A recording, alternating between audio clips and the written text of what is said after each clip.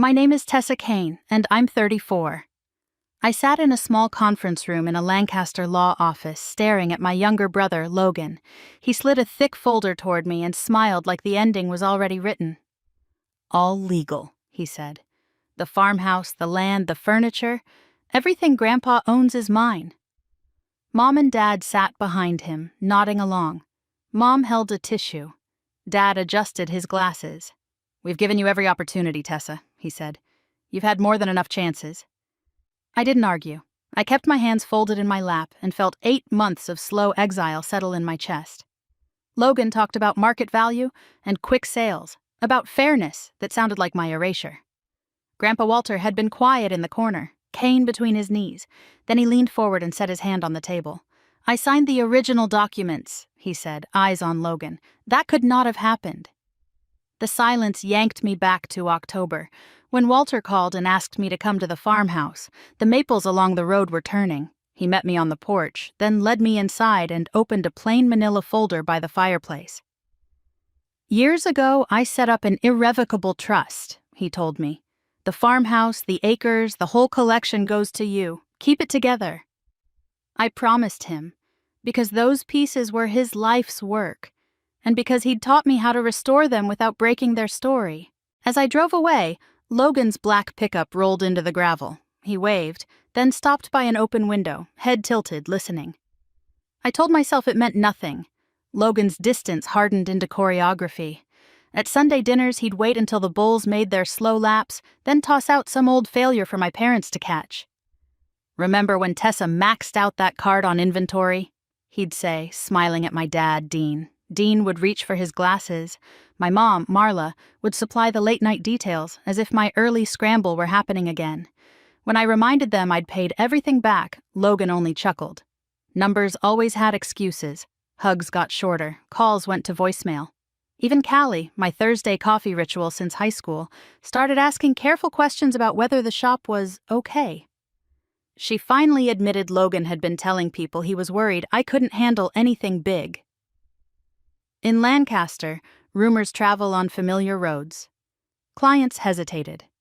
A restoration commission vanished with a polite email.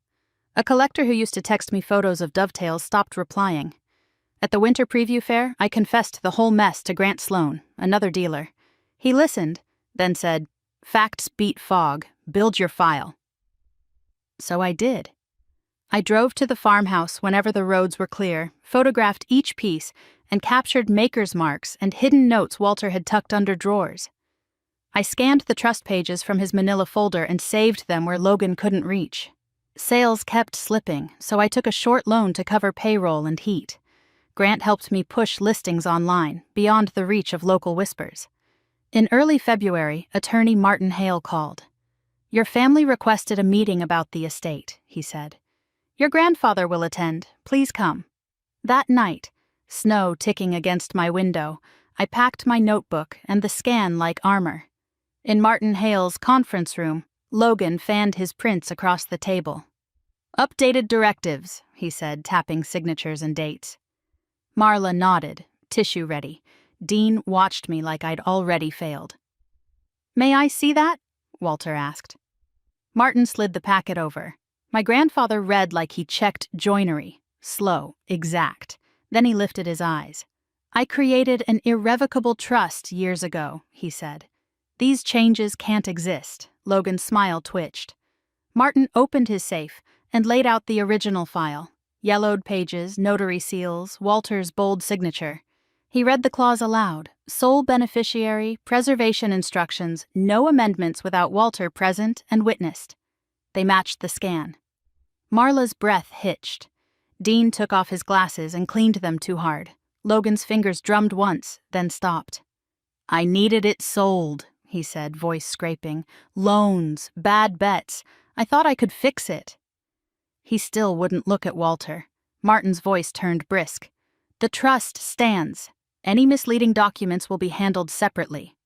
He asked what I wanted. I didn't glance at my parents. "I want what Walter intended," I said, "and I want this to end for good." Outside, snow powdered the lot. Marla reached for my sleeve, then let her hand fall. Dean said my name like a question. I kept walking. By March, the transfer was complete. I moved into the farmhouse, backed up my catalog and photos, and built an online archive for every piece, history, and repairs.